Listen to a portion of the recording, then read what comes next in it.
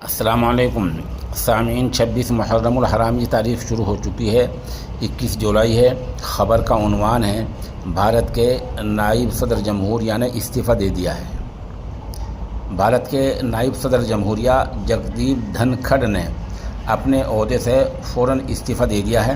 انہوں نے صدر جمہوریہ محترمہ دروپدی مرمو کو خطاب کرتے ہوئے ایک خط انہیں سونپا ہے اور حوالہ دیا کہ ان کی صحت خراب نہیں ہے اور وہ اپنے جو ان کے اطباء ہیں ان کی صلاح کا مانتے ہوئے دستور کی دفعہ 67(a) کے تحت اپنے استعفے کا اعلان کرتے ہیں۔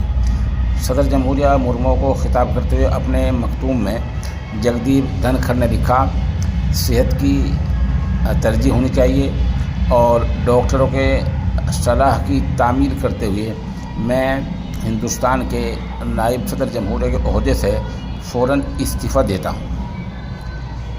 جگدیپ دھنکھڑ نے اپنے استعفے میں لکھا، مجھے پارلیمنٹ کے سبھی قابل احترام اراکین سے جو عزت، اعتماد، احترام ملا وہ زندگی بھر اس کے ممنون رہیں گے۔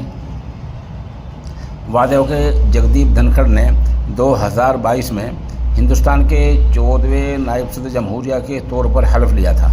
6 اگست 2022 کو ہوئے نائب صدر جمہوریہ کے الیکشن میں انہوں نے حریف امیدوار مارگریٹ الوا کو ہرایا تھا۔